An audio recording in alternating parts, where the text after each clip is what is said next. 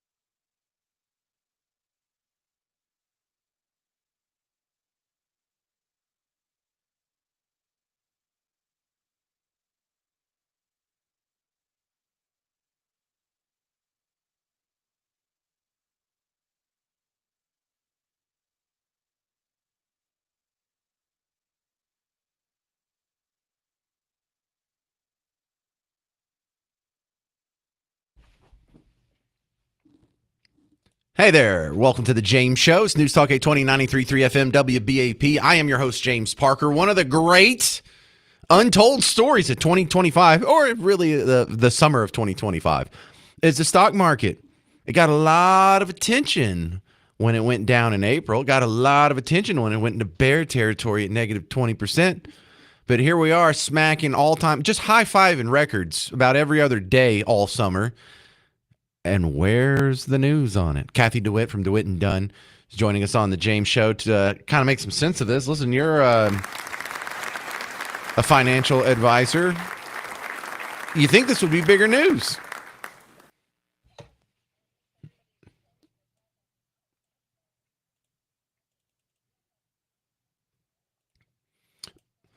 Well, and this is all predicated on Jerome Powell, the president of the Federal Reserve, hinting that they're probably going to be cutting rates in September. Do I have that hypothesis correct?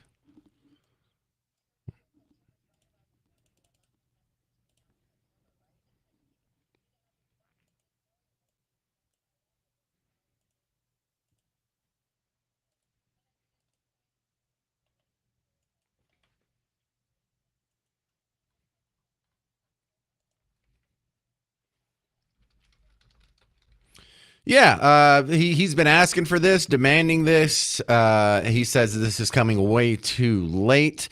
What do you think about that? Do you think this is too late, or is this still going to help? Should we do it anyway? What's your response to Trump's opinion on that?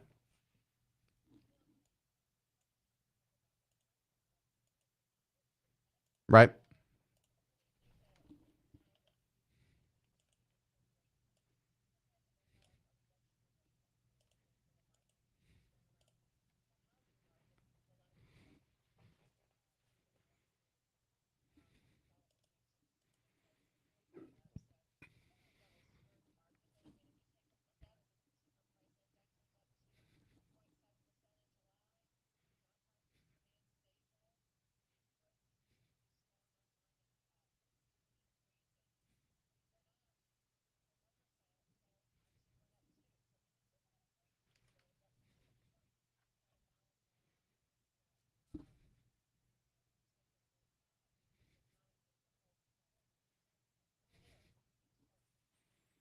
Well, Kathy DeWitt, is there anything that the average person can do? You know, people that have money pile up in a 401k or IRA, or they have some investments on the side. Is there anything they could do now to take advantage of this?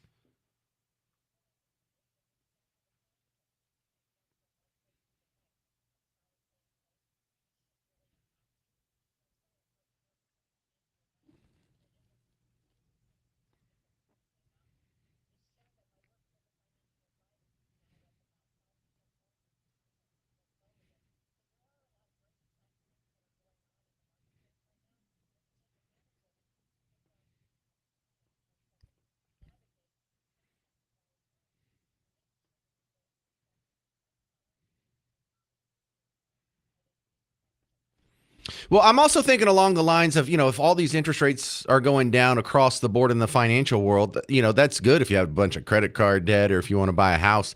But if you're on, you know, if you're on the savings side of the ledger and not the debt side of the ledger, then this is bad for you. Your CDs aren't going to do as well. Your annuities aren't going to do as well. And if you see rates getting cut in the future, shouldn't you be locking in some of these tools before the rates go down on you? Because you remember for like a decade there when the rates were at zero, annuities and CDs were just dog water.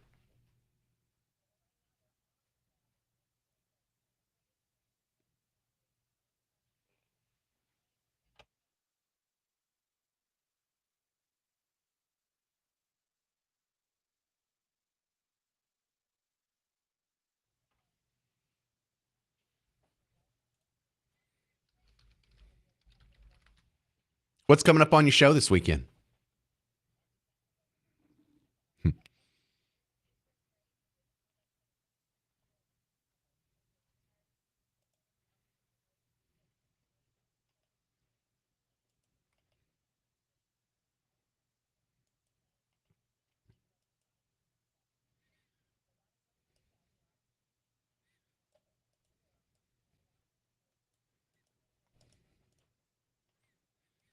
Yeah, and I'm thinking about you people out there who are getting really close to retirement. If you don't clock it now, you may not get another chance for another decade or so if things go the same way they did last time.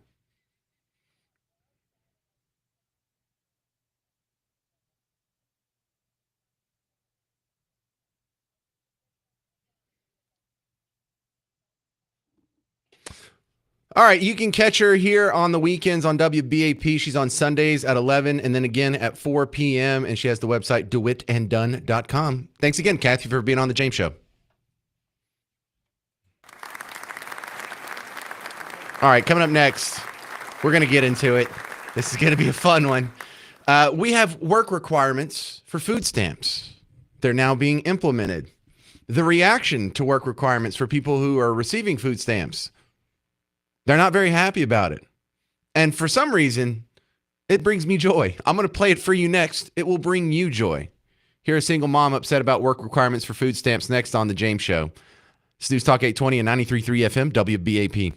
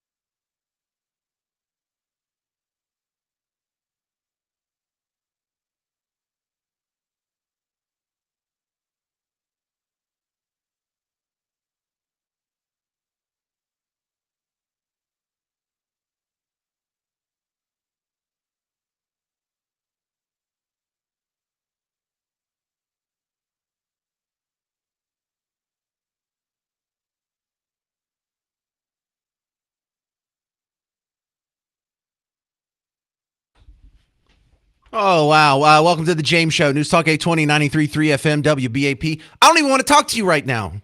I'm going through the Epstein files. That's what I spent most of that break doing. So if you go, the Department of Justice has a Twitter account, of course. It's 2005. They have the transcripts and the audio recordings with names redacted of victims. And they're just plopped out there. So you go through the transcript and you word search for where's clients, where's Trump, where's Clinton, where's all this other stuff. And then you have to go find it. And it's just this long list of audio clips. And it's a mess. And it's not labeled. It's not indexed. It's not marked. So you got to go hunt and peck and kind of try and fish it out. And it's taken forever. So I'm not going to be able to give you a good segment on this. But rest assured, this is going to be coming up on Monday's show. But like, I'm looking for clients. I'm looking for who is a guy that didn't just casually get on the plane, didn't casually go to the island, didn't, go bass fishing or something. I want to know who's the clients. Well, when we start naming names here, I'm telling you, I'm just starting to get through this transcript. Here's the first one. She says, he does have obviously there's one very famous client that everyone talks about, which is Les Wexner. It's like, okay, well, she says, I think that was a very important client to him, just reading from the transcript. And I think it's probably helpful to describe what I imagine, what would I know to be true about what he managed for Les. And then there's some bits that would be improvising. Like, who's Lex Wexner? Who's getting named in this? Lex Wexner. Just go do a quick search here. Okay, you find out there's Les Wexner, not Lex, but a Les. Is this the same guy? And so now we're getting into a real mess here, just absolute mess. Les Wexner, founder and chair emeritus of Bath and Body Works. He was initially the main client of Epstein's money management firm. So now you think, oh no, see, this is why there's some legit concern about releasing this stuff. Because now this guy is known as a client of Epstein. But are people out there going to be nuanced and discerning enough to say, well, maybe he was just a money client and not a, island type client? So I'll continue to dig through this, but it's going to be ugly. And maybe I can get you something for the end of the show, but don't hold your breath. I don't want to do anything too sloppy, and I'll probably just wait till Monday before I present to you my results. Now, something that's going on that doesn't affect you or me or most people listening to WBAP. Work requirements for food stamps just kicked in. Yeah, from the big, beautiful bill, they brought that back, and it was something. It's not even as harsh as the work requirements for welfare that were implemented under Clinton. But for some people, would you say 15 hours of work, getting $2,000 is a pretty good deal? That comes out to $133 an hour. I'd say that's pretty good work if you can get it. Listen to this single mom, not very happy. Can someone please help me make sense of this? I've been receiving food stamps for the last 7 years, consistently. I just received a letter in the mail telling me that I now have to do community service hours, at least 15 hours a week. I have to take out of my time, things that I do every day, to do community service so that I can still continue to receive the benefits that I receive. Mind you, I am receiving the maximum benefit. I get $2,000 in food stamps a month. But that is only because I have 3 kids. Now, how do they expect me to be able to do community service hours if I can't even get a regular job? So I'm at risk of losing my food stamp benefits because I'm not putting in effort. Are you serious? Yeah, we're serious. Yes, we want you to lift a finger. For those of you who are wondering, if that's a reasonable number, $2,000 a month. I have 4 kids. She has 3. We spend about $1,200 to $1,400 a month on groceries. So she's getting more than I am. And we're feeding a family of 6. See, my wife actually has a husband at home. So we have 2 adults. Thank you. and 4 kids. So she's only feeding 4 people. We're feeding 6 people, and she needs $2,000. She needs 600, $700 more a month than me. So it's a pretty generous deal you're getting. It's supposed to be supplemental nutritional assistance program. Not every calorie you and your kids consume, but we're just supposed to add a little bit to that. So who cares if it doesn't cover your whole bill, even though it clearly should? Number 2. So you got to work 15 hours to get $2,000. Is that 15 hours a week, or was that? Hang on, what was that? Can someone please help me make sense of this? I've been receiving food stamps for the last 7 years consistently. I just received a letter in the mail telling me that I now have to do community service hours at least 15 hours a week. Yeah, so when I talk about getting rid of all these social services, I'm not kidding. I wish more people were in line with this, but charity is not the purview of the federal government, nor should it be. I would say the same thing at the state level. But we already have a similar solution here in the private sector.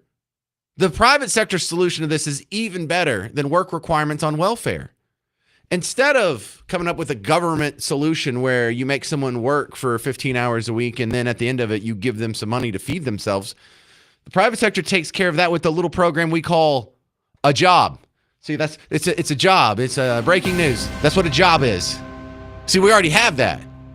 We don't need for them to invent some work so we can invent a reason to give them money that you've stolen from other people. How about you just let her get a job, and then she will get paid whatever she is worth, and then she has the incentive to be productive and to get ahead in the world and to make more money. Now, if she gets off her butt and gets a job, she loses $2,000 a month. So we're going to make her work community service, but not make her work a real job. And I'm not saying I argue with the system. I prefer this to not working. But why have this at all? Do you feel sorry for the woman that has to work 15 hours a week to get $2,000 a month in food stamps? What would your message be to this young lady? 800-288-9227. You can also call in and tell me I'm a heartless bastard for being so mean to a single mom, but I think I can defend myself. 800-288-9227.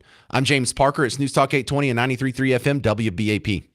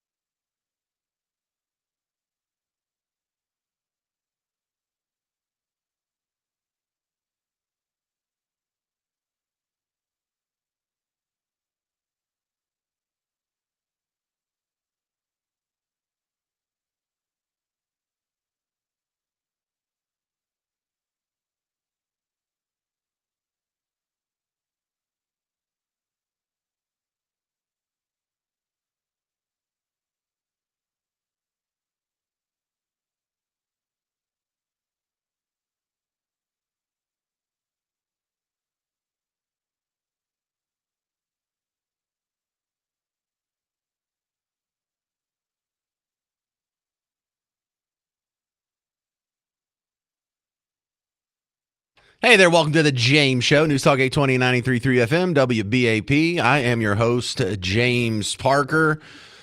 If you're just joining us, we were marveling in some people's complaints that there's work requirements on food stamps now. And, man, am I heartless here? My concern is this comes off as, good, I hope you starve. And that's not it at all. I think a lot of people hear when I say I want to get rid of government's involvement in charity means I don't want poor people to have food, and I don't want poor people to get medical care, and I don't want poor people to have housing.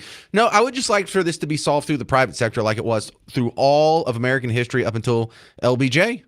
I think we did a better job of it. I think it was a much better way to arrange society. I think it was better for you and me, the taxpayer. I think it was better also for the people on the receiving end of charity. And I think some of the evidence all around us, the perverse incentives that are created when you get such generous government handouts, it's killing the nuclear family, absolutely destroying the institution of marriage. It's destroying relationships between children and their father. And, you know, it's something that's not just about food anymore. Now it's about family and values. And are we better off under this system? Or are we better off under the previous system? 800-288-9227. Robert in Rowlett, you're on WBAP. Hey, James. Hey, the sad part of that audio from that individual is that she said she was having, if I understand right, if I remember, she was saying she was having a hard time finding a job, something like that. And well, this is your job. The 15 hours a week is you're being employed by the government to earn that assistance. So she now has a job.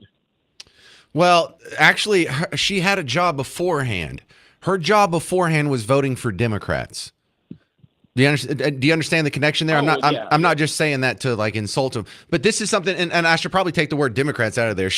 Her job now is making sure the people who get in positions of power who can make her work as least amount as possible and give her the most amount of money. That's how she gets ahead in the world. So for the rest of us, if we want to get ahead in the world, we maybe work a little overtime, or we take a second job, or we start a side business, or we actually and this is something that happens. Spend money. Yeah, right. Or God forbid, save some money. Cut back on your spending. You know, this is something that happened in the Roman Empire. They had a bunch of people, like when Jesus was born, 1/3 of the citizens of Rome, not the entire empire, but the city of Rome, were on the dole. They would wake up every morning and they would send someone from their household to go stand in line, and they would get 2 big bags of grain. And by the time it fell in 410 or 411 or whatever, Alaric and the Goths, by the time it fell, 2/3 of the citizens of the city of Rome were on the dole. No one knew how to defend themselves. No one knew how to make weapons. No one knew how to make shields. There were no craftsmen. There were no artisans. There was just people there whose sole purpose in life was to keep electing the people who got them the dole in the first place. Great call. Thank you, Robert. This is Wanda in Fort Worth. You're on WBAP. Yeah, I just wanted to tell you I agree with you. I think there are times and places where assistance is necessary, but I agree there's a lot of private sector places out there that can provide assistance if people will just do research and put an effort into that. I personally have worked more than one job to help provide for my family. You do what you have to do to work for your family and provide for what's needed. My other concern is what it continues to perpetuate within the kids. Yes. If the kids get the mindset that they just continue to have to get something for free instead of learning the value of hard work. Right. And food isn't something that you get as the result or the reward of hard work, you know, developing a marketable skill and applying that to help other people so they can voluntarily exchange their money for your good or service. No, their path to food involves griping about politics. Yeah, I agree. And I mean, if she's getting $2,000 a month in food stamps, that's more than what I make at my one full-time job that I currently have. So it's amazing to me, and it boggles my mind each time I listen to your show about the information that's out there of what people are getting instead of learning what it takes to try and provide for yourself. I mean, to me, it just goes a long way to tell your kids and teach your kids that when you hit hard times, you do what you need to do to take care of yourself and change your situation. No, and That's the thing I think it's not doing. It's not letting these people learn what it takes to change their situation. and then they have no just way keep of their learning hands out. because now they're not in a household where they wake up in the morning and they see their dad go to work and they see him come back 12 hours later and he's stressed and he's pissed off and he's having a hard time. He's having to make cutbacks and he's driving around a 10-year-old Toyota with body damage, instead of getting something nice for himself, all for sacrificing for you. They don't see that. Mm-hmm. They don't even know what that looks like. Not only are they not learning the Protestant work ethic in schools, that they don't get it at home. They have no idea what a normal, functioning, healthy family looks like. And we're paying the price for that right now.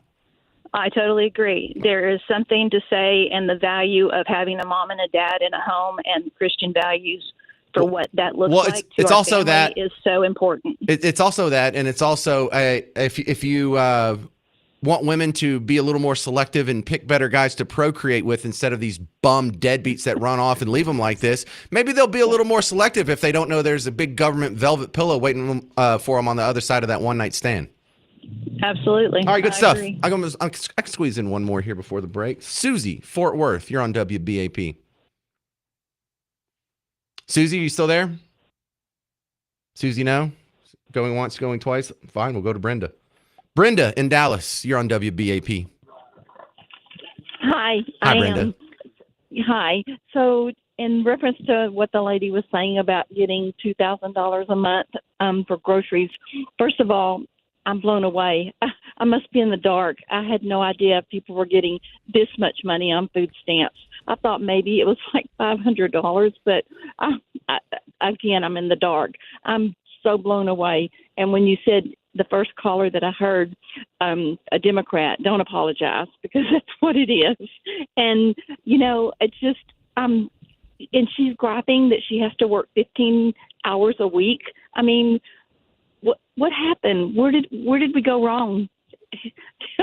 Give an answer. Yeah, well, how dare I have to lift a finger? Well, she may not have seen her dad go to work, and so she doesn't know where money comes from. She doesn't know where resources and food comes from. She thinks it just comes from government. It's just something that's supposed to happen through the benevolence of our political benefactors there. But yeah, Brenda, I think a lot of us are shocked to hear that number. That 2,000 seems a little high. I remember I was doing a radio bit on this probably 10, 15 years ago. And I looked it up right now, or for back then, I was making the case like right now, if Miss Parker ditched me, here's all the rewards that she would get for, shut up. She would get, and I think at the time it was $614 in food stamps. And then she would qualify for Section 8 housing, and she would qualify for actually a cash benefit, and she would qualify for Medicaid. So all the medical care, or most of it, would be covered for her and the kids. And it added up to something huge. Like if you added the cost to pay for your own health insurance and to pay for all the stuff that got covered, there was like a $3,000 a month incentive for her to divorce me. How can the nuclear family survive that? We'll continue talking about this on the James Show. What do we do about this food stamp situation? 800-288-9227. It's News Talk 820 and 93.3 FM WBAP.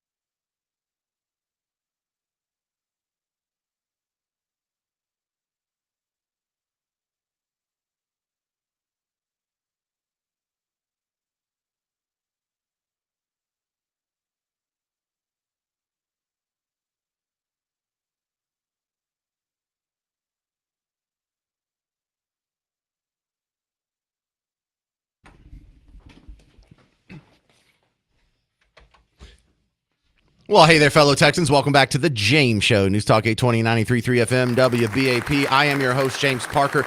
I would like to say thank you to my friends at The Ticket. They had the fight night last night, and I went out last night. And, dude, that was so fun. I'd heard about it in years past, and I'm a Ticket fan. Not a P1, but probably like a P2 or P3. But I never got to go before. And I went last night, and it was exactly what I was hoping. It was people who have no business fighting in a boxing ring with gloves on. Boxing. That's the kind of fighting I like. I don't like real boxing. I like the viral videos on your social media feed of people chunking a chair at each other in the lobby of a Raising Cane's. That's my kind of fighting, baby. But it was a good time. Y'all should come out next year. I know it's not a WBAP event, but this is my friends down the hall. We're talking about food stamp work requirements, welfare work requirements. Just went into effect. Some people not very happy about it. Here's one. Can someone please help me make sense of this? I've been receiving food stamps for the last 7 years, consistently. I just received a letter in the mail telling me that I now have to do community service hours at least 15 hours a week. I have to take out of my time things that I do every day to do community service so that I can still continue to receive the benefits that I receive. Mind you, I am receiving the maximum benefit. I get $2,000 in food stamps a month. But that is only because I have 3 kids. Now, how do they expect me to be able to do community service hours if I can't even get a regular job? So I'm at risk of losing my food stamp benefits because I'm not putting in effort. Are you serious? Where do you think the tax money came that pays for your food stamps? Somebody had to get off their butt and go to work and make that money and have it stolen from them in order to be given to you. This is Nita in Dallas. You're on WBAP. Hi, this makes sense what she's saying. I don't understand her logic thinking. $2,000, sir, that's ridiculous. And then you complain about community service? Really? I remember the time back in the day that you had to get out and get a job, other you would have lost your benefits. Now you complain about $2,000? My God! Well, really? we're running into this weird canyon that the welfare system puts between the working and the non-working, because once you're on the system, you go out and you work, you risk losing your benefits. And so I think most of us have heard stories about people that go and get a job and they're like, I can only work 29 hours. I can't work until 5 o'clock today, or I'm going to lose my benefits. And so it prevents them from actually making that leap. You know, you got to jump over that canyon into the productive world. You don't just have to make money. You have to make more money than you're getting in benefits. And that disincentivization, what's the word for that? That traps a lot of people in poverty, and the welfare system doesn't lift them out of poverty. It calcifies them in poverty. Yes. But even with saying that, it's just mind boggling. She complained about $2,000. Well, you have people that's working and struggling and paying groceries for themselves. Well, that's it. That sounds a little high. And someone did me a favor, and what was this on? Was this on Twitter? Someone had sent me the breakdown on how much you get in food stamps for Texas, and it wasn't nearly $2,000 for a family of 4. It was more like $1,100. And so I don't know, maybe some states are more generous than ours, or maybe she was counting her cash benefits rolled in with the food stamps or whatever. But when people ask, like, how would you fix it? The fix is get rid of the government system. Did they have this problem before LBJ's welfare programs in the 1960s? Did they have people that were trapped in this cycle of poverty, trapped with disincentivizing work when it was left to the private sector, when it was left to churches and soup kitchens and food banks and things like that? What was it better then? Because that's what I want to try out. Well, I remember, because I'm in my late 60s, going on 70s. Again, it wasn't like that. We had to get out, because I remember I had it when I was single at one point, and I was on that benefit. I did not like it, sir, at all. It was degraded to me. So I didn't want to raise my kids based on you didn't have to work. Get out and get a job. You don't understand. I don't understand that. Get a job, lady. Unless her children are bedridden, all of them is bedridden, I can understand her logic.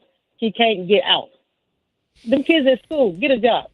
Well, I also have, like, if you want to get the harsh side of James' honor, it would be take the food stamps away from her. And if you can't feed your kids, if your kids starve, then we'll have CPS come take them from you and give them to a family that will provide for them. But that's me being a little Byzantine, and I don't expect everyone else to follow me down that road. Great call. That's Anita in Dallas. If you got a comment on the food stamp situation, 800-288-9227, 800-288-9227. Now, there are some legit concerns about the way this is set up. If you were on food stamps and it was you that was getting $2,000 a month, would you be so quick to go out and get a job? Would you be so quick to go out and work as the third key at the Baby Gap in the nearest mall so you can pull down, $38,000 a year? Your standard of living, your income may improve just a little bit, but if you're giving up 50, 60 hours of your week, wouldn't it be nice to just take a little bit of a reduction in pay and not have to work at all? And so we have another example here, just like with unfettered illegal immigration or men and women sports. We have this sort of suicidal level of empathy that these people have walked into, and you're destroying society under the guise you think you're morally correct by perpetuating this system. You're not. This is an immoral system. This is not the way you treat the least among us, and it's not helping.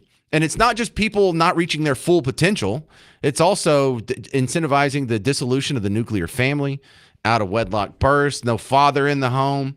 It also, you don't lose your benefits if you go out and you make money under the table, or if you make money in the black market, if you're selling drugs or you're doing, prostitution or gambling or something that's off the grid. But the more people, the more money that gets thrown in this, every dollar that's added to this pulls families apart. And so now you're left with, in some communities where welfare is more common, more than 70% of their children born out of wedlock. And you know where that ends up. Children brought up in single mother homes, 5 times more likely to commit suicide, 9 times more likely to drop out of high school, 10 times more likely to abuse chemical substances, 14 times more likely to commit rape, 20 times more likely to end up in prison, 32 times more likely to run away from home. We have to do something different. Food stamps, welfare, it was a noble, well-intentioned experiment. It has failed. All right, 800-288-9227 if you have any hot opinions on that. Coming up after this, I'm going to get you caught up. Trump rode with the D.C. police last night. How'd it go? Find out on The James Show. News Talk 820 and 93.3 FM WBAP.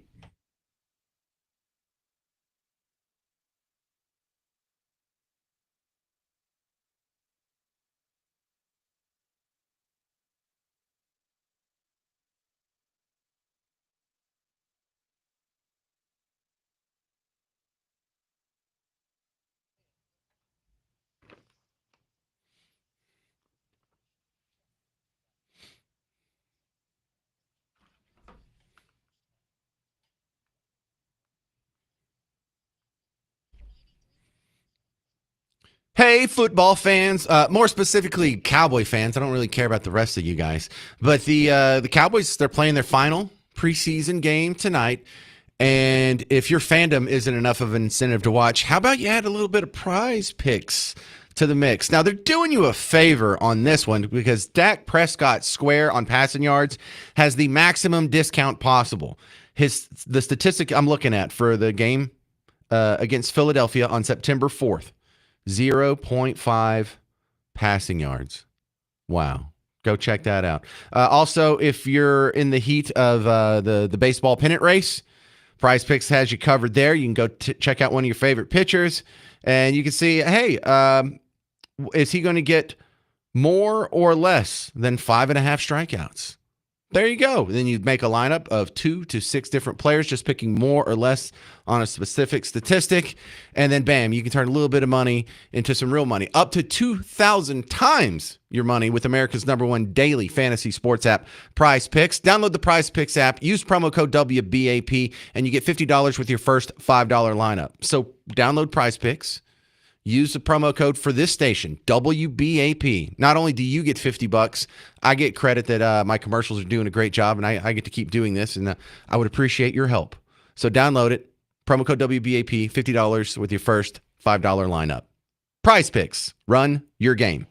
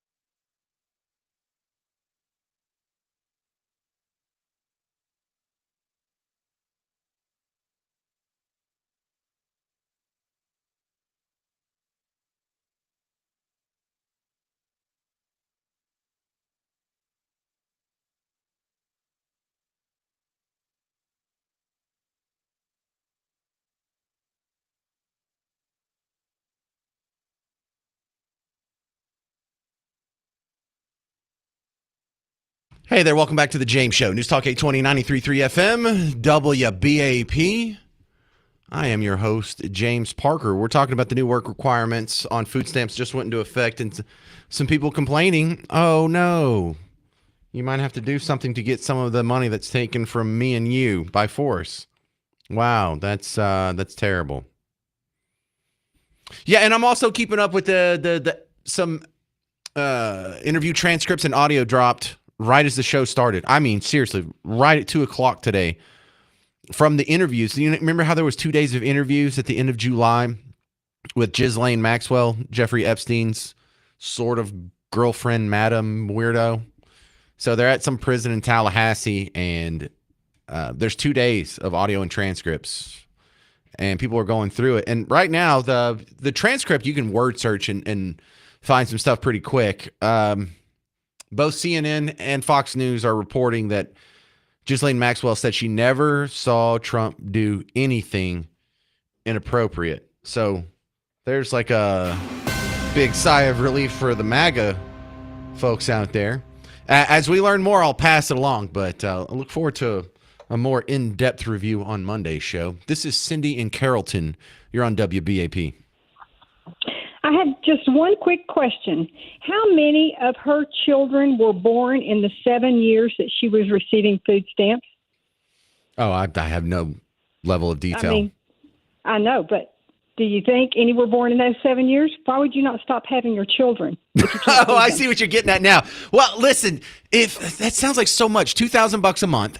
So that's $24,000 a year. And if she's doing that for what, 7 years? How much money are we talking? $168,000? Now, Right. I doubt that's been her experience, but it's a pretty big number she's gotten out of us. I think maybe you need to go pick up some litter or volunteer at the SPCA and, I don't know, clean some puppy kennels or do some community service somewhere. Was that it, Cindy, though? Because that's a good point. Yes, and then I just was bewildered by the fact that somebody can't find a job in 7 years.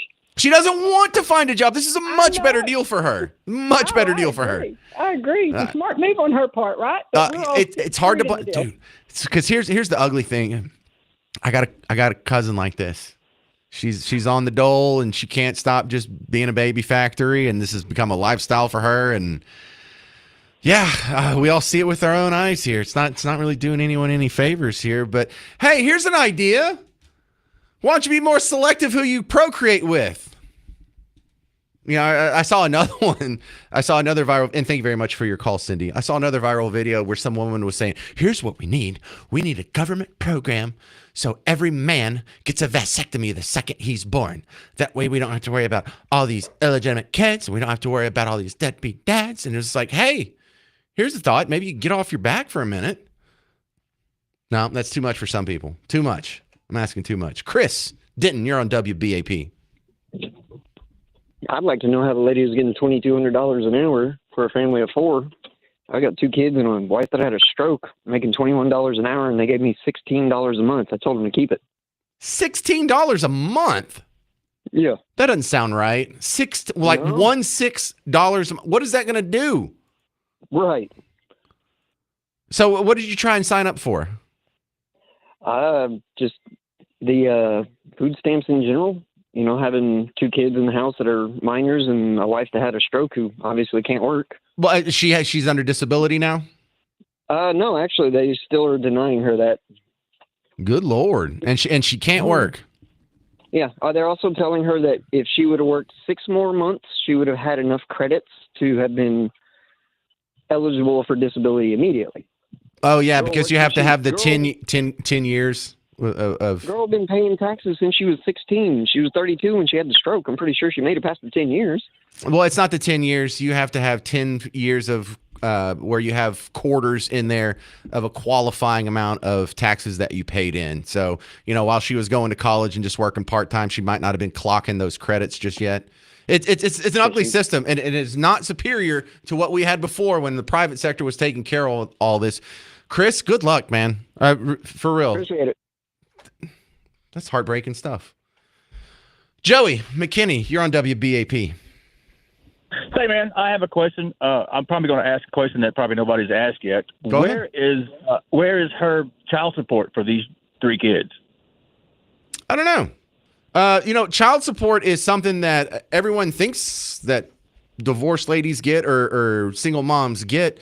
And look, some judge may have actually swung a gavel and tried to make that happen, but that doesn't mean you're necessarily going to collect. Yeah, this is true. And I don't know how many baby daddies she's got, but like you said, you need to be better of choosing of who you procreate with. I mean, even if you made $40,000 or $50,000 a year, you probably still would be able to get $500 to $800 per child. And if she's not, then she's just dumb. Well, we all agree women should be more selective about who they procreate with. When you see a 70% out of wedlock birth rate in some communities and like a 37% overall, whatever the number is, clearly we're having a problem with that. Yet we keep perpetuating these systems that have the perverse incentives that prevent them from making better decisions. How do you tell a girl you need to be more selective? Because you might have an out of wedlock birth if she's going to get $2,000 a month, if she's going to get child support, if she's going to get full custody with no real fight, if she's going to have all of society arranged in her favor as long as she does not make a nuclear family. I think that's something that we have to change. And I did find that other lady. Thank you very much, Joey. Good call. Vasectomies for baby boys.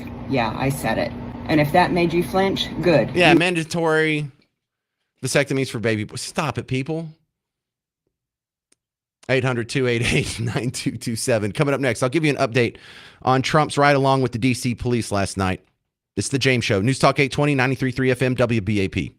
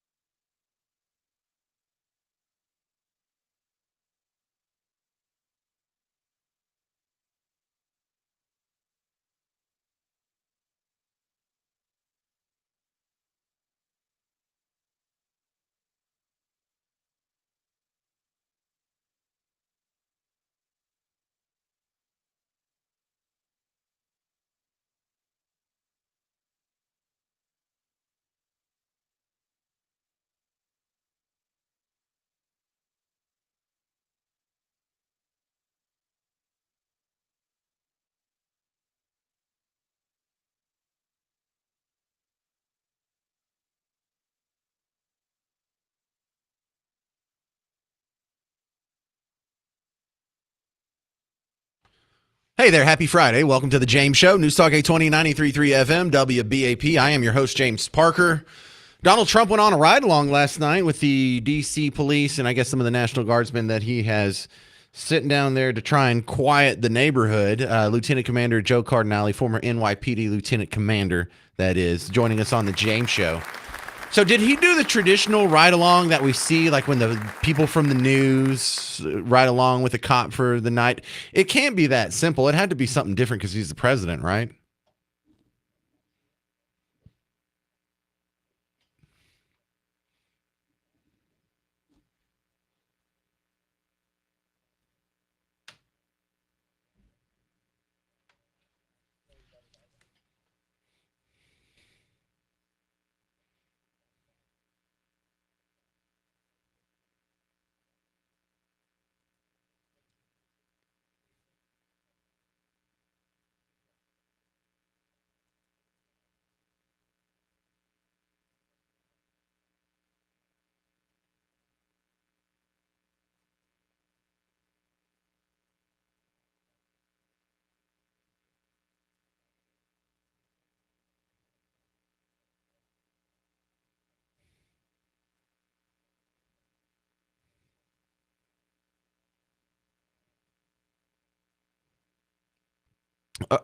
Do we know how long he was out there?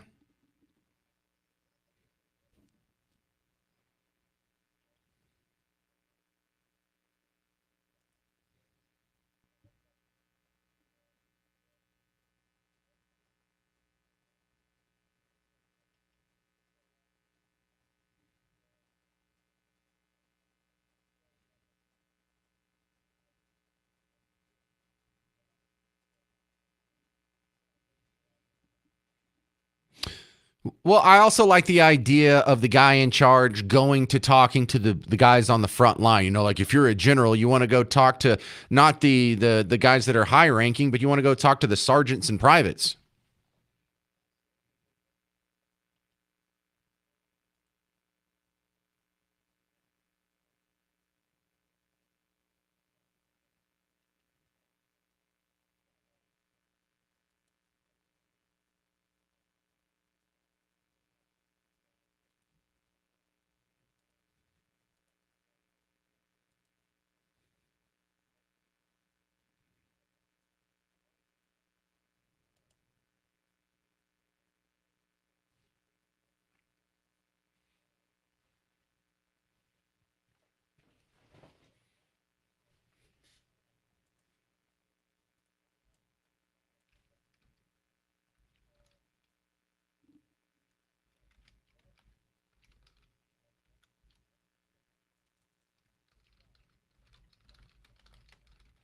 So Trump did the ride along. We're talking with the retired NYPD Lieutenant Commander Joe Cardinale. So Trump did the ride along last night.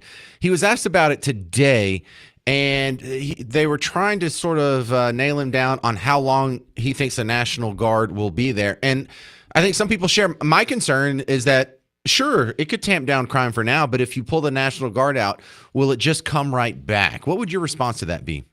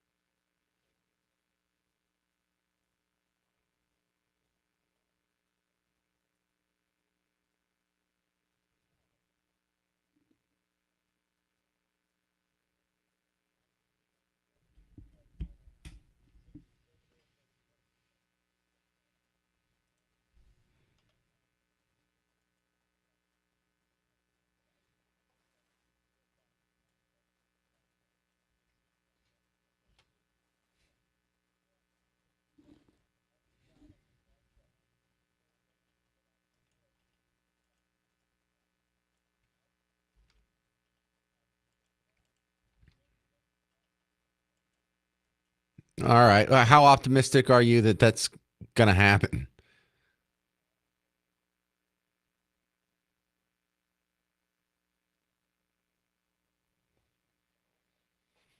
Well, I also have a feeling here, like if I allow myself to be optimistic for a second, that even if we do have to keep them in there for another 30 days or 90 days or even 6 months or so, if we can get enough of these guys in handcuffs, throw them through the court system, and actually put them in jail for a long sentence, when we pull out, it won't necessarily just go back to the same chaos it was before.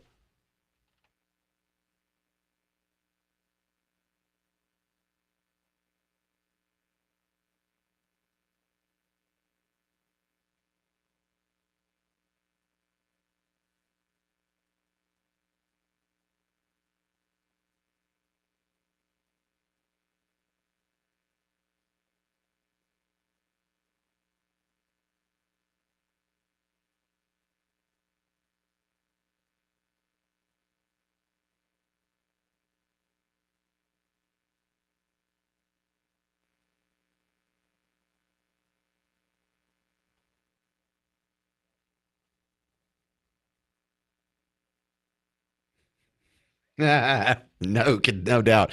All right, Joe Cardinale, what's going on with you? You got anything to promote these days? Well, good luck with that. We got kind of close last time. We're cheering for you, bud. Thank you very much for the update from the law enforcement perspective. Retired Lieutenant Commander Joe Cardinale on The James Show. Thank you. Coming up next, today's edition of What the Heck Did Jasmine Crockett Say This Time? I'm James Parker. It's News Talk 820, 93.3 FM, WBAP.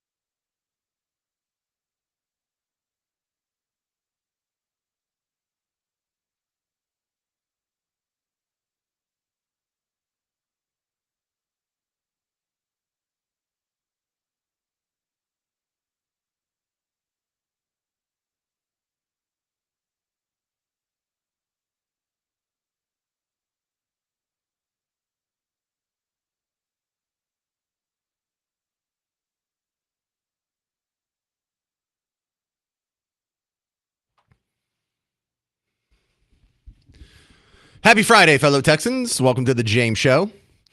You're listening to News Talk 820, 93.3 FM, WBAP, and you are just in time for today's edition of What the Heck Did Jasmine Crockett Say This Time? Jasmine Crockett, queen of the liberal tea. Bleach blonde, bad-built butch body. Governor Hot Wheels. And he is a hot-ass mess, honey. Queen of the liberal tea.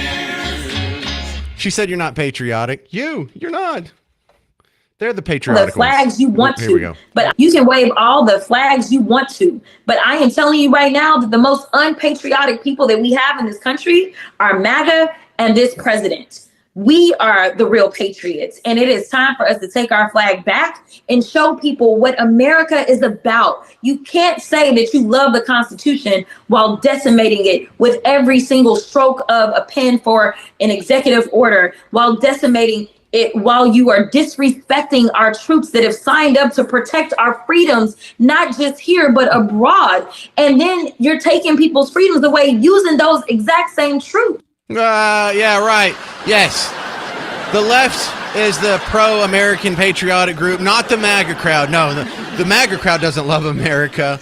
The people who think America is a hotbed of injustice, racism, sexism, homophobia, transphobia, all kinds of oppression, and billionaires not paying their fair share, and poor people being downtrodden underfoot, and ICE raids and whatever. Yeah, y'all really love America. You love it so much. That's why you tear down our statues. That's why you don't wave our flag. That's why you rewrite history into the 1619 Project. Your version of American history, what is it?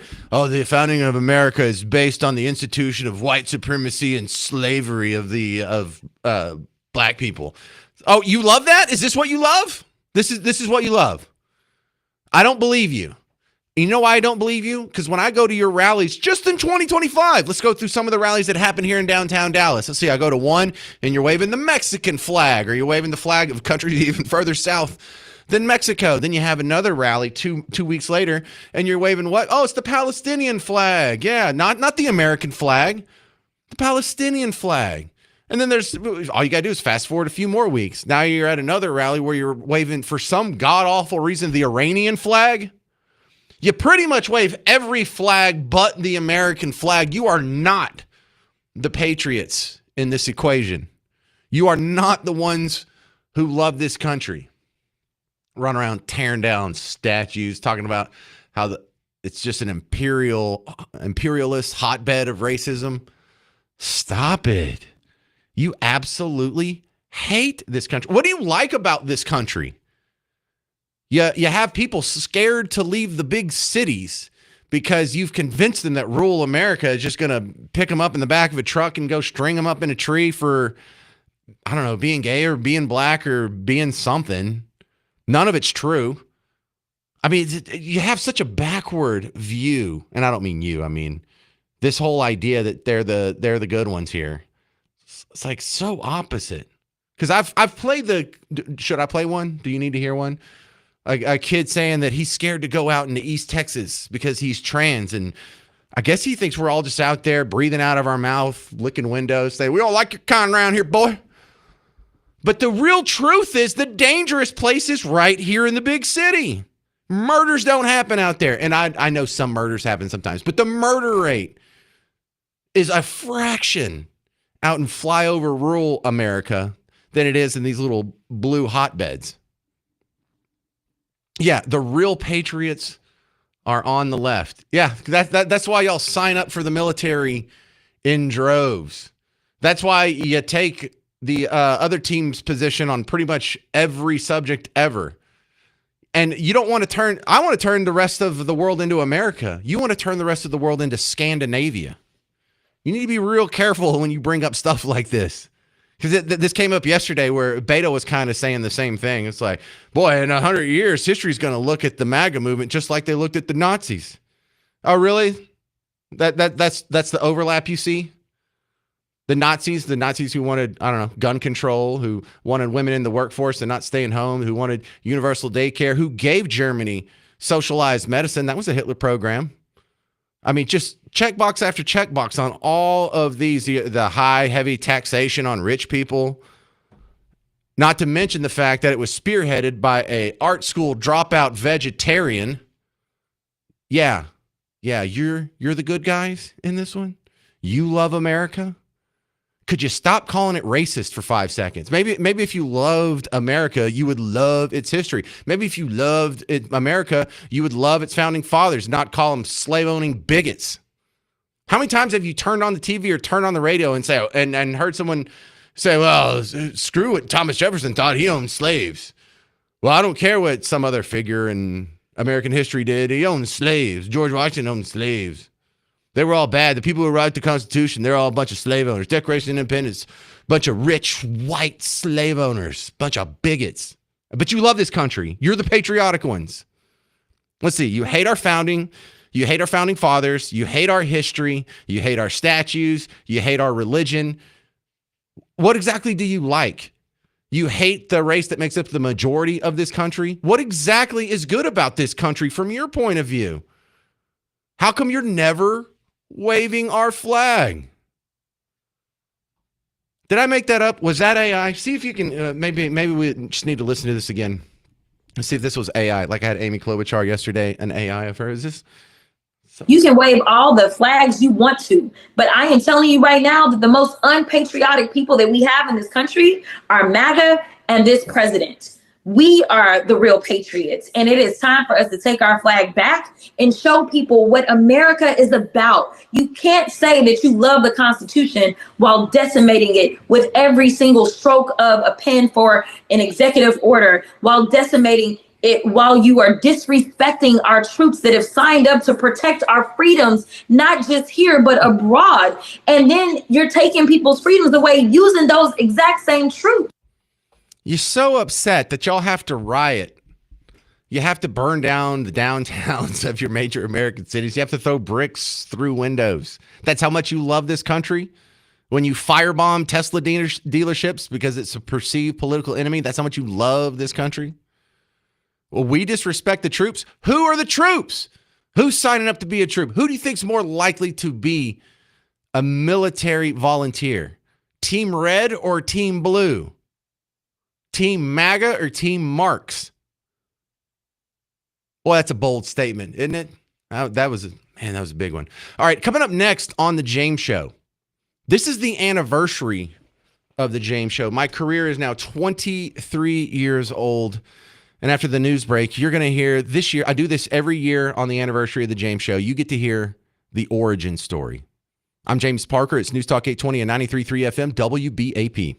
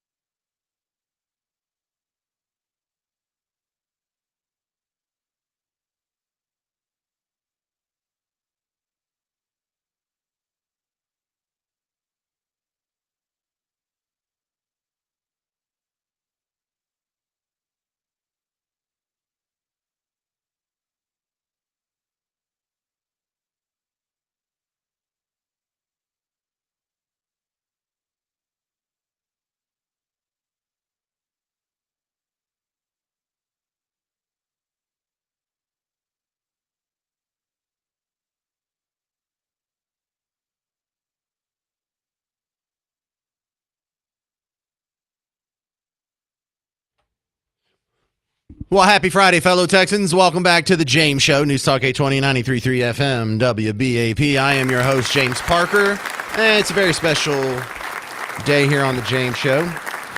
This week marks the anniversary of my radio career, and as a tradition, I always tell the origin story, just so you know where I'm coming from and what this is all about, and hopefully you can find a little bit of inspiration from this as well. Now, I'm going to replay you the 7 minutes I did on this last year, and then come up in the next segment. I'm going to add the next chapter to the origin story. This is just my backstory. And it's not that I'm bragging on me. It's just I want you to know where I came from.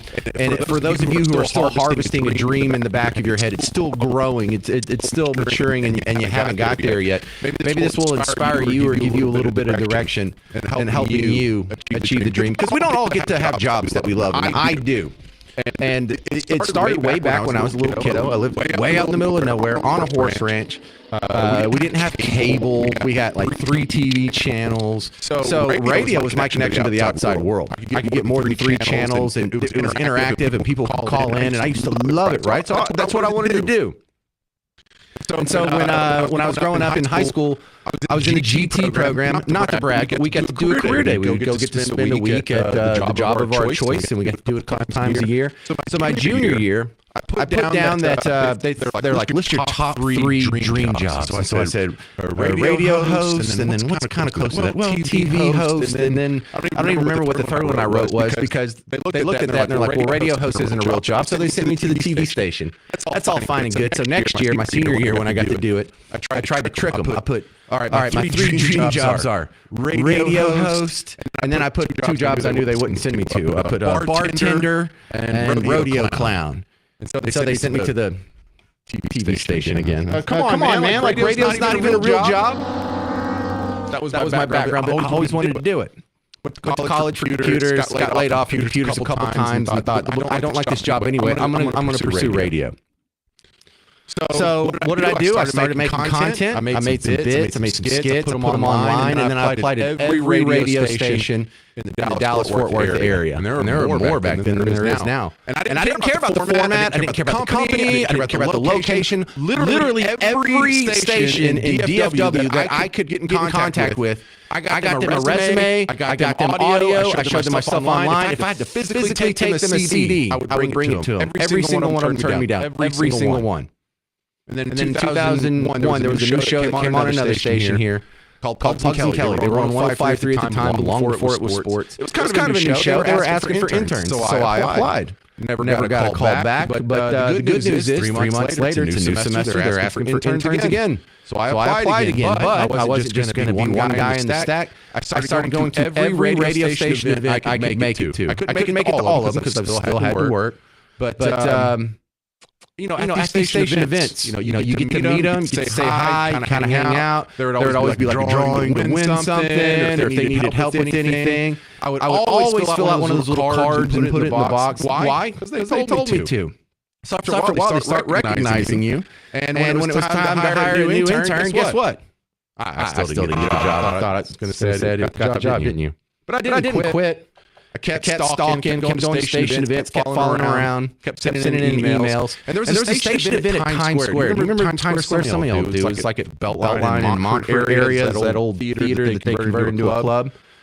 And I actually won the raffle drawing, where you put your name in the box. What did I win? I won a trip to Cancun with the show and a handful of listeners.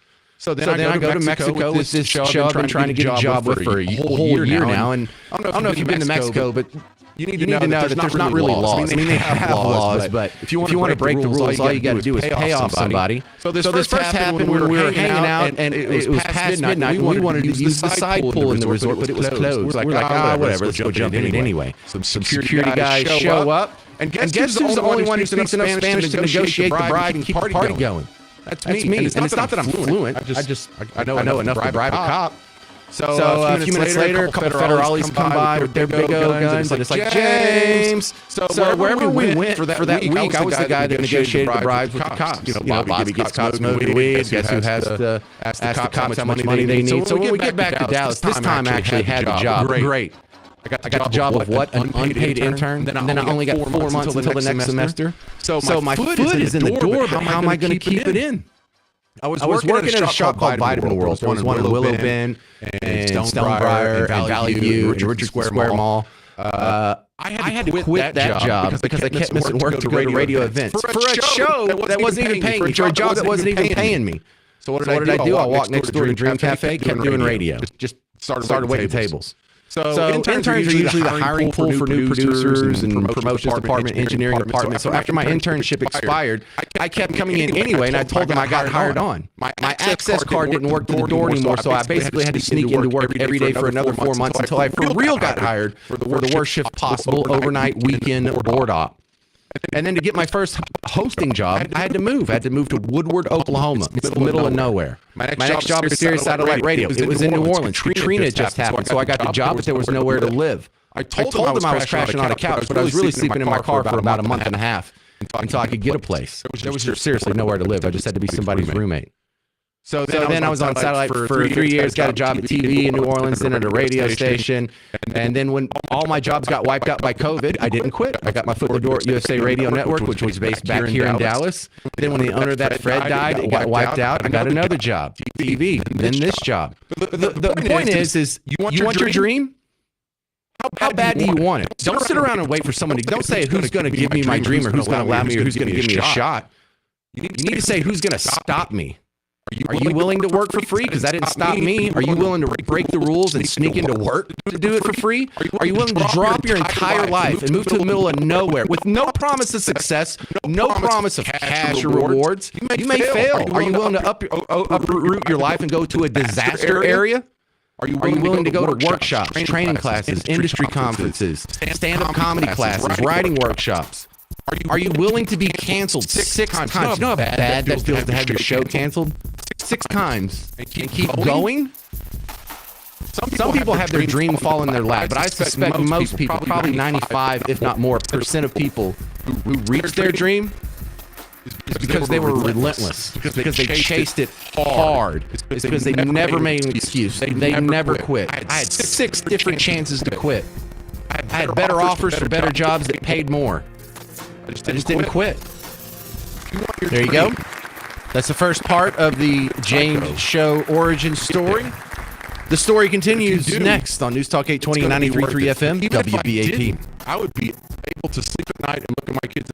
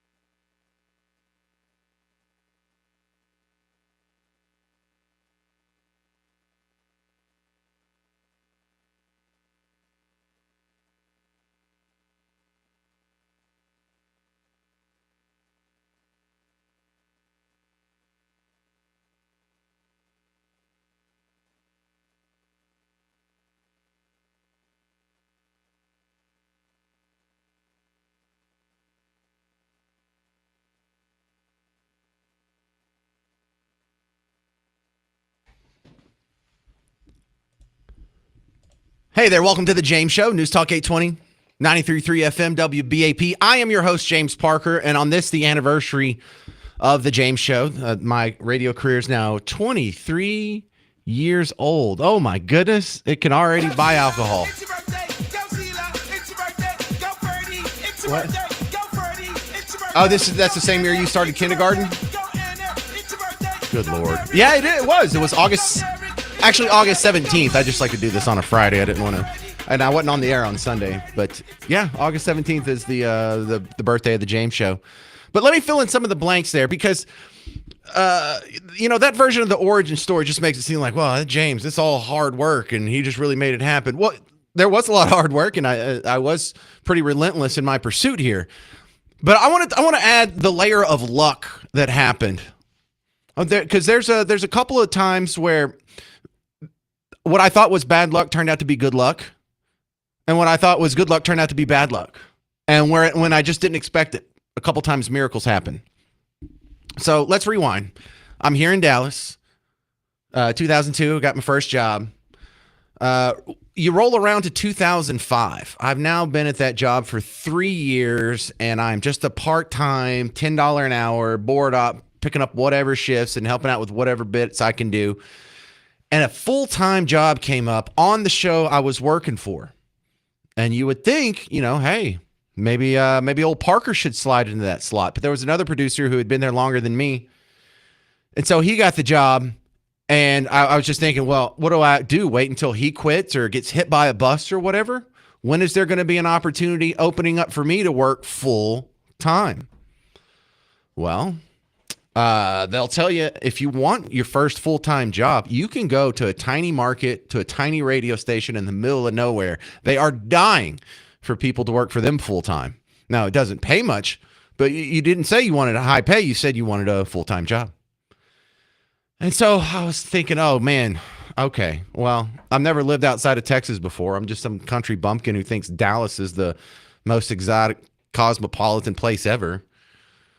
And so I went looking, and they were right. It didn't take very long. If you're willing to move to the absolute middle of nowhere to some town you never heard of 21,000 people or whatever it was, I got a job in Woodward, Oklahoma. Not bad. That's only like, 6-7 hours northwest of here. You know how scary that is, though? What am I going to do? I'm going to give up like where all my friends are, where all my family is, where all my connections are, my radio connections, my other connections, my support group, my friend group. I'm going to move to a town of 20,000 people where I don't know anybody. For what? A job that pays $22,000 a year, which wasn't a lot of money back in 2005. I know it doesn't sound like much now. Wasn't much back then either. What a scary leap. Now, you're also in the terrible position of, okay, at this point, I'm working at another table waiting job at this place called the Elephant Bar. I think before that was Canyon Cafe, and then it was Elephant Bar for like 1 year. And Trinity Mills in the Tollway, for those of you people who might remember that. But I was about to screw them over because when I came back from the job interview, they wanted me to start the next week. And so I didn't have time for a 2-week notice. So I was going to come in and I was going to try and pull off this thing. Listen, I need to work Friday, Saturday, Sunday. Those are your money shifts. And then I've got to get in my car and drive to a new town 8 hours away to be at my new job on Monday. So I didn't know if they were going to let me do it, but I didn't have the money to move. I needed to make $600 in order to pull this move off, in order to wrap up my affairs here. I didn't have a whole lot of stuff to move, so it's not like I needed a moving truck, but to get set up on the other end. And I'm like, I don't know if I don't think I can make $600 in one weekend. But, well, let's go try. So Friday, I go to work, and the door's locked, and there's a bunch of other of my coworkers standing out front. What's going on? I don't know. The GM shows up, says, got bad news, guys. They're shutting down this location of the franchise, and we're all out of a job. And we're, oh, no. So now there's no way I'm going to make $600 this weekend. He says, no, but the corporate office in California is going to cut you a severance check based on your last 2 weeks of earnings. So we're not leaving you hanging too bad. So guess what? I got a check for $600. That was the exact amount I needed to pull this off. And so I just like looked up and I'm like, oh my goodness, God, are you messing with me? Are you just watching my life like a movie? Am I entertainment to you? That was an amazing sign that I was on the right path. And you know what I didn't realize is how scary the whole process is. I know why you people don't follow your dreams. I know why you people don't take big leaps or take big risks. It's scary, and rightfully so. Now, if I knew then what I know now, I would have completely enjoyed the 1 year that I was in a tiny little town. But it was scary because when I was there, I was like, how long am I going to be here? Is this what I'm going to do for the rest of my life? Am I going to be in this tiny little town does it ever get better from here? Because there's no promises. You get there and you see some people who are just transient moving through, and you see some people who came through like 12 years ago and they've just been there ever since. And this was not the pinnacle of their ambition, but this is just how it worked out for them. There's also the scary part. What if I just ditch everything I'm doing here, move up there and fail? What if I get fired in 3 months or 6 months or in a year? Is that the end? Is my career over then? Am I walking right? Because if you fail in the smallest, easiest market possible, do you really have a future? I don't think so. And so then my next big opportunity came after Hurricane Katrina, something I was watching from Oklahoma. There was a guy who did a show on Sirius satellite radio, and his producer got washed out with the flood. She didn't die. She just moved back home because there was literally nowhere to live. Her apartments got wiped out. You couldn't get another apartment. You couldn't get a roommate or whatever. And to be honest, she wasn't that good of a producer anyway. So I got hired down there. And he's like, can you find a place to stay down here? And I knew one guy from Dallas that had moved to New Orleans, and he let me crash on his couch like one time, like the first night I got there. And then I told him I was just staying with my buddy Hap, and I had a place. I was really just sleeping in my car. There's a little truck stop, a TA in Slidell, where they have showers. And I'd never done that before. I'd never used trucker showers before. It's pretty cheap. It's not bad. But even though I wore flip-flops, that was the first time in my life I got foot rot. Athlete's foot or whatever you call it. I played football and soccer growing up, and in all the nasty locker rooms throughout East Texas and the places we would go visit. I even played in college. And in all those locker rooms, never got foot rot. First time I used a trucker shower, foot rot. So that's a real thing. So yeah, lived in your car for about a month before I got on my feet. And I'm out of time. I'll just add a little bit more to it next year. How about that? So as long as I can keep this job and you're back around, stay tuned for part 3 of the James Show origin story. We're playing Name That Artist coming up next on the James Show. Name That Artist, I'm not going to lie, it is the more difficult of our game shows, but we're playing for 2 tickets to see Rob Thomas at the Pavilion at Toyota Music Factory, August 29th. Special guest, A Great Big World. If you want to get tickets information now, go to livenation.com. If you want to try and win a pair from us, call in right now, 800-288-9227. Name That Artist next on The James Show. It's News Talk 820, 93.3 FM, WBAP.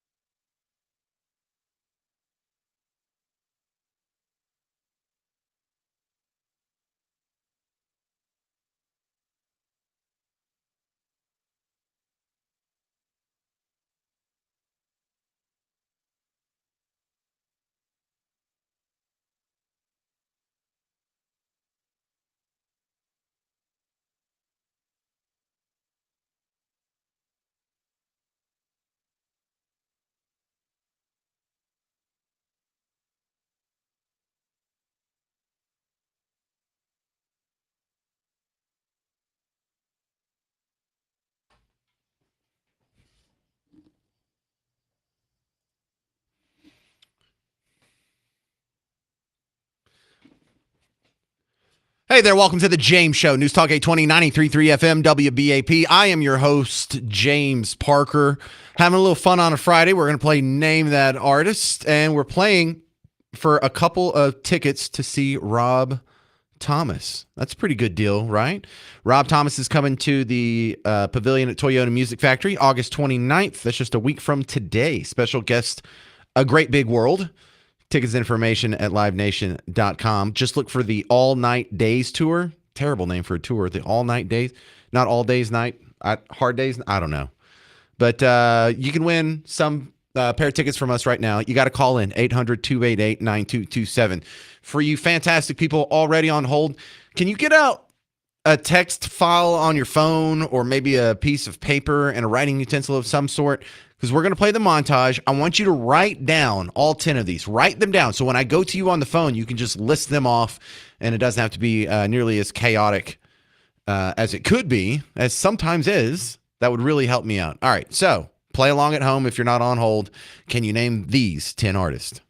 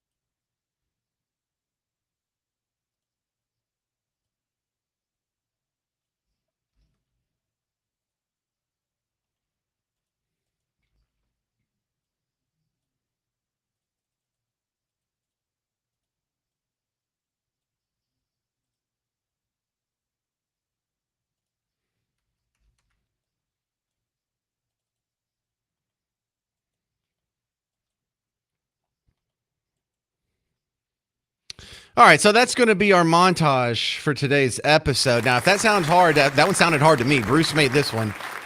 And what did I get on this one? I think I got 4. Wait, let's see. I got that one. I got 3.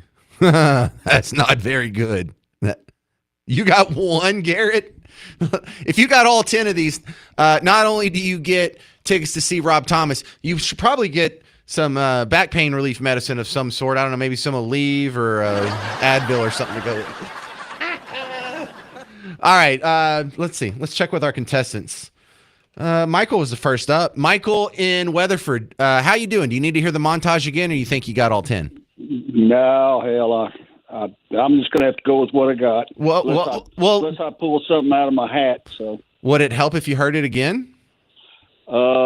Yeah, let's go. Well, if it won't hold you up. Well, let me ask the other guy too, because if the first 2 guys would need to hear it again. Mark in Arlington, would you like to hear the montage again? Yes, I would. Okay. All right, guys, are you writing this down, Mark?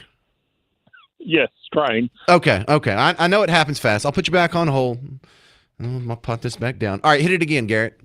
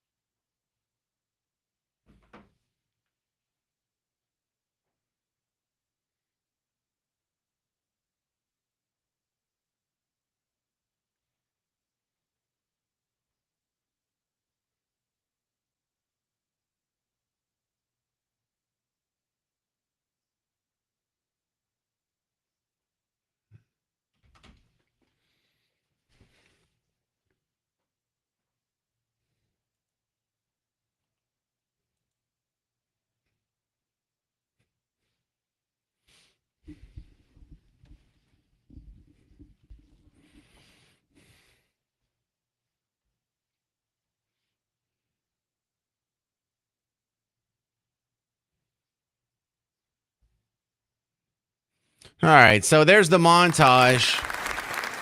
I think in addition to the Rob Thomas tickets, you're going to get his latest 8-track of the... That's me trying to be funny. All right, let's go to Michael in Weatherford. Michael, let me hear your list. You ready? Oh, yeah, I guess. Well, let's give it a shot. First one, Chicago. Okay.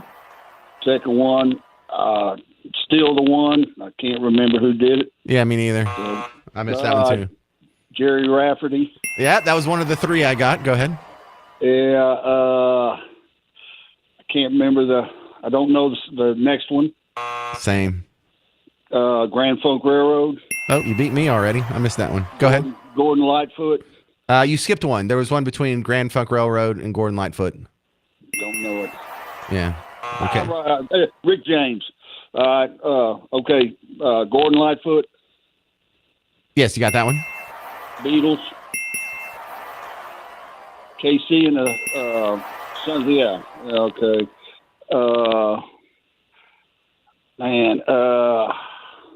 Can't. It was a night, baby. Cars. Yeah, there you go. Yeah, it sounded just like him. You thought Rick Ocasek was on the show for a second. All right, hang on. So what is that? What did you get? 7? Well, am I finished? Well, that's the end of the list, isn't it? I Did guess you hear so. more Yeah, bands? Yeah. Okay, hang on. Let's see Rick if. James. Well, no, that wasn't Rick James. I know what you're talking about. The one between Grand Funk Railroad and Gordon Lightfoot. I know, but No. All right, hang on. Let's see if someone can beat you here. Let's try Mark. Mark in Arlington. Don't have it. You Same can't. ones I had. So you only got 7 as well? I had those 7. All right. Then I think we got to give it to the first guy. Michael, congratulations, sir. You have just won a pair of tickets to see Rob Thomas. He's going to be a week from today with the All Night Days tour, the Pavilion at Toyota Music Factory, August 29th. Special guest, A Great Big World. For the rest of us, tickets and information at livenation.com. But Michael, you're going to sit on hold. Garrett will get your information. We'll email you your tickets. Sound good?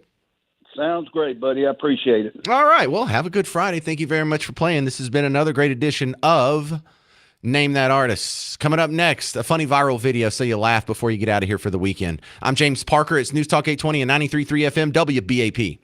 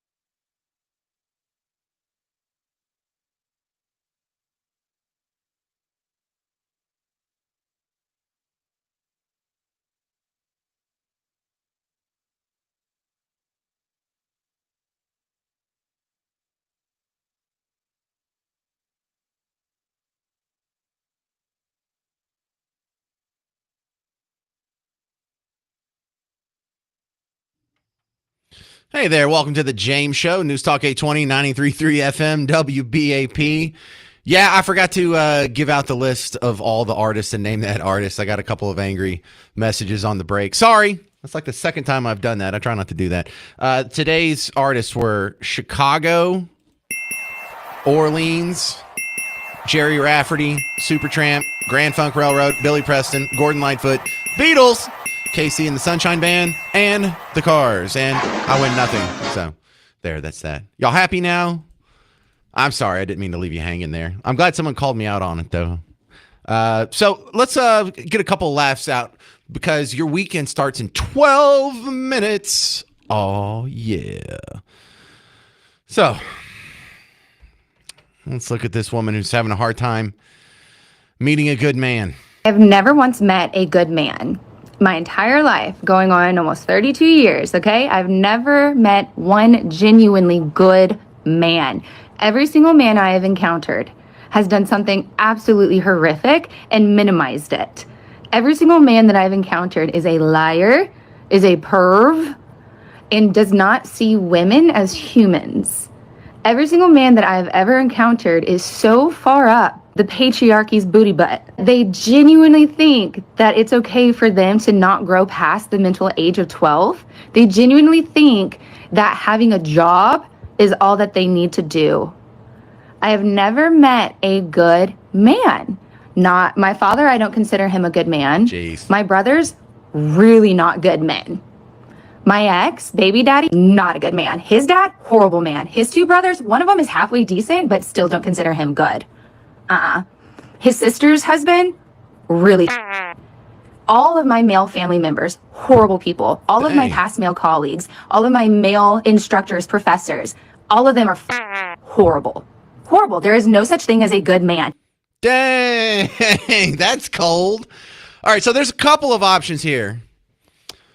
Maybe in a nation of 340 million people, there is a legit one person out there, some lady out there who every single man she's met, as long as the odds may sound, may actually be a terrible person. Now, that's possible. What I suspect is more probable is that something's wrong with you. You know, if at every job you go to, you don't get along with anyone at work, if everyone at your job is an a-hole, and then everyone at your next job is an a-hole, and everyone at your next job is an a-hole, I got news for you. You're the a-hole, right? Isn't that sort of people's takeaway? Like, if you can't get along with anybody, maybe something's wrong with you. Never met a good man. And then you heard her using some key words in there that let you know where she's coming from. They have their head up the patriarchy's booty butt. Well, thank you for keeping it clean somewhat. I only had to edit a couple words there. But maybe you've been taught that guys are terrible people. Maybe you've been taught what is a just normal expression is somehow hateful. Maybe you've been taught that when, people say things that there's some hidden dog whistle and the use of these certain forbidden phrases renders them immoral and unethical. Maybe your worldview is so anti-male. That's the only logical conclusion you can come up with based on your world view. So I like that one. I also, listen, this is a tough one I have to tell people too. If you're having a hard time, especially if you're young and beautiful and you're having a hard time finding a decent human being to date, something's wrong with you. Look, it's if you're a woman and you're beautiful, you probably don't have this problem. If you're a guy and you have a ton of money, you probably don't have this problem. But if you are in those two situations, if you're a beautiful woman and no guys like you, something's wrong with you. And if you're a rich guy and no girls like you, something's wrong with you. The lack of self-awareness, I think, is beautiful. Just wrapped up in some good old-fashioned anti-male bigotry.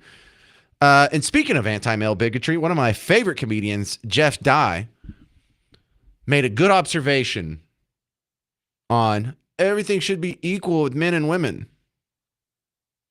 People try to make it, we're equal. I want it to be equalized. No, you don't. When any one of you got a babysitter tonight, how many of you picked a dude? None of you. Not because you're sexist, but because you're not dumb. How many of you feminists were like, no, let's get a guy so it's equal this time? None of you. Because the baby would fall off the balcony and you'd be like, why was the baby on the balcony? He's like, I don't know, I came out to smoke. And you're like, what are we doing? Yeah, and if you think all guys are a problem, I checked in with one 7th grade king, and he's done with all the girls at his school. They're the problem. I swear, I'm done with the girls at our school. Every day, they come into school wearing these tight leggings with Nike white socks up to here over the bottom of the leggings. Then they come in with their Stanley water bottle and they go, and then they wear a sweatshirt that doesn't have a hood. Sometimes it's big, sometimes it's small. Always has a print right here that says like Myrtle Beach or something. And then they walk in and they go, "What's up, girl?" I'm done. It's every day. Dude, I love that because I think of this kid come October, November, December, whenever it finally gets colder around here in Texas.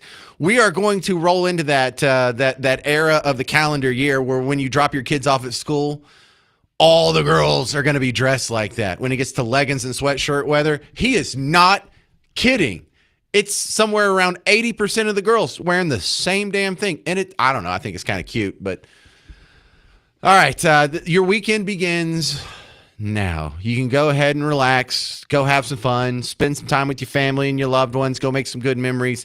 Come back and join the James Show in 2 days and 21 hours. In the meantime, if you need some James Show action, go check out the podcast, WBAP.com, WBAP app. If you already use another podcast app, yeah, I'm probably on it. And fine, if that's the way you want to listen to me, fine. I prefer you use WBAP.com or the WBAP app, which is absolutely free. We also have a bunch of fun stuff on YouTube and Facebook and X and all these other social media platforms. So whenever you're goofing around, I don't know if you're on the throne in the handicap stall or you're waiting in a doctor's office or you're stuck in traffic. And I don't care if you do it while you're driving. Go check us out there. Like, subscribe, share, all that good stuff. Every little bit helps. Thank you very much for hanging out with me today. I'm James Parker. It's News Talk 820 and 93.3 FM, WBAP.